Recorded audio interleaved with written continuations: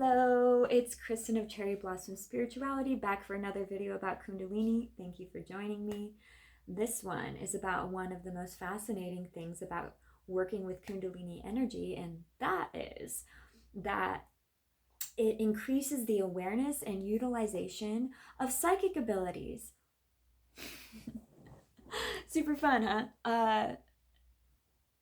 And I know a lot of people are probably like weirded out by this, but I've been working as a psychic for like 10 years. So this is like my thing. So I wanted to tell you a little bit about some of the scientific and biological theories about Kundalini and psychic abilities. Please keep in mind that these are all just theories. I am no expert at all. I'm just presenting some food for thought. That's it. All right, so it is my belief that all humans possess intuition, and we all have our psychic gifts of different psychic abilities and different strengths and weaknesses in each of them, and we can utilize and hone and strengthen different ones, right? But a lot of the times we think that, oh, the normal everyday person can't have that, and it's only for like the ordained priest or shaman that's trained or whatever, right? And it's okay if you disagree, but I am all about the individual connection with the divine, developing that personal relationship with the divine. And it's natural for humans to want to connect with a higher power and to receive signs and to communicate and develop a relationship with the divine. God, source, creator, the universe, your spirit team, your higher self, whatever you want to call all that, right? It's natural. It's like in every human civilization all over the world. So it's a thing. And a lot of people are scared, thinking they can't trust their intuition. It's like evil beings trying to infiltrate and whatnot. And while that can happen, and that is a real phenomenon, I don't think it's near as scary as people think in terms of if you first learn to embrace and trust your own psychic abilities and that personal connection with God, and how that can assist you to truly live your life to its fullest potential, clearing everything you're wanting to clear in this life, learning your lessons, up-leveling, transforming, living life more joyfully. It can be a fun, amazing rapport where it's like a magical conversation with God all the time through everything, everyone, and every experience that you encounter. So it can be a really magical way to live. And it's not for everyone, but for those that are interested watching this video or on a spiritual awakening journey, it can really give life that specialness out of the day-to-day drudgery that as humans can live in, or like that monotony or that grind or frustration, right? It can help us and help us through the hard times in our spiritual journey and the healing moments that are really rough too. Getting guidance, getting warnings, getting insights. And yes, you can utilize the psychic abilities too much, where you're so ungrounded and you're always up here all the time.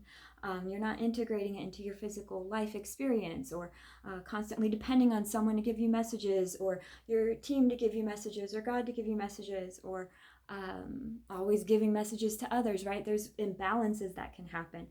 But in general, learning to trust your own psychic abilities and cultivate that connection with the divine brings you into more alignment with yourself, your authenticity, alignment with your higher self and your soul's purposes, and I believe a more enjoyable life. So that being said, some theories here. This is a theory that humans are literally salt batteries, like in the Matrix, right?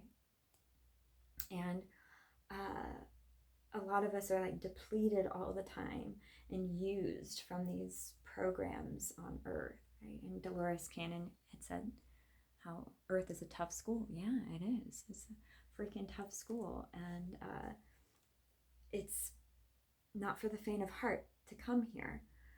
So a lot of us are constantly drained and trying to move forward, but having a hard time or getting stuck or going into old patterns and whatnot.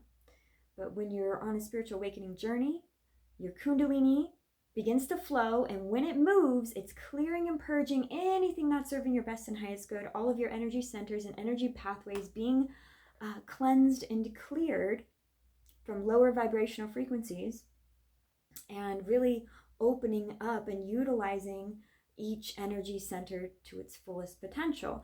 And one of those being the third eye chakra. And the third eye chakra is known as the seat of your intuition, your psychic abilities.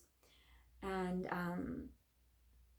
some people are scared of it. They want to close it off on their spiritual awakening journey. They're freaked out about it, or they think it's evil, or they can't trust it and whatnot.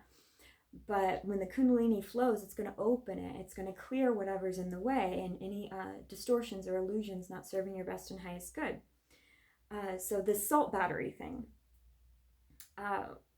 when the Kundalini is flowing, it's connecting with the Kundalini field of the earth and with the cosmos. So the other planets in our universe and other universes, right? And that's the web of quantum entanglement, of interconnection of God Source Creator, right? So it's like you're being plugged in on the grid when your Kundalini is flowing and your chakras are all being cleared and sort of lighting up. And humans also emit light. We emit photons. This has been proven. And we are electric magnetic beings, thoughts electric, feelings magnetic. And so as your Kundalini moves, all of this is like coming online like Wi-Fi, like boom, you're coming online, and grounding and anchoring in higher frequencies onto this earth, and being able to live your purposes in a very bright way that's really potent, because it's higher frequencies than the normal like depleted or dead battery may have, right? Not to like say anyone's doing anything wrong if you're tired and not utilizing your spiritual growth, psychic abilities, or whatever, it's fine, to each their own. But I'm just saying, this is just a theory. So part of this is with the third eye chakra. Why this is the seat of the intuition is that there's the pineal gland here in the middle of the brain, and this contains calcite crystals, and these have piezoelectric properties, and they can generate electrical charges, and so it's kind of crazy because this pineal gland produces a lot of hormones and whatnot, melatonin being one, and that helps your circadian rhythms, helps you to relax, your hormonal balance, all of that stuff, right? And DMT. And DMT is like found in plant medicines. And Kundalini transmissions, the work that I facilitate with Kundalini, I've heard them described as sober plant medicine journeys because it can be a really trippy experience, but you haven't taken a drug at all. You're completely sober. And last night I was teaching or facilitating an in-person class, and we had 7 lovely students, and they each had this buzzing and opening of the third eye chakra and their own psychic messages. And so it was really cool to hear what they said, help them hear what I experienced, and then help validate their intuitive gifts and abilities on their spiritual journey. So it was really cool. I think they enjoyed it, and it was fun. So it's part of the spiritual evolution is to embrace these like superhuman abilities, like psychic abilities, which are real. And anyway, so the DMT connects you with the higher realms, other dimensions, connection with God, divine communication, however that may be, but it's like that open communication antenna with the divine and your spirit team and your higher self. It's opening up with the DMT. And then there is a secretion of cerebral spinal fluid containing that melatonin that goes down the 33 vertebrae of the spine, also known as Christ oil. So there's a whole metaphor about this being Yeshua's story, is actually about this whole process of the Kundalini going up, and this being activated, and then the Christ oil coming back down, creating this ascension or enlightenment.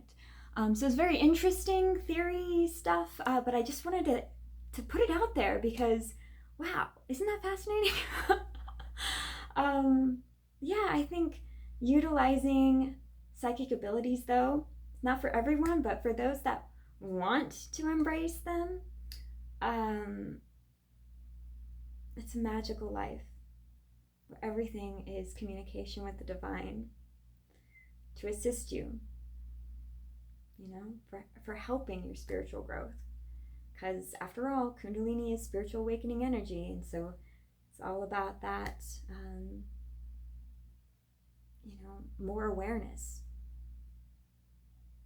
All right, I hope this helped. I'll go ahead and stop it here. I'll talk to you all later, and I hope you have a good one.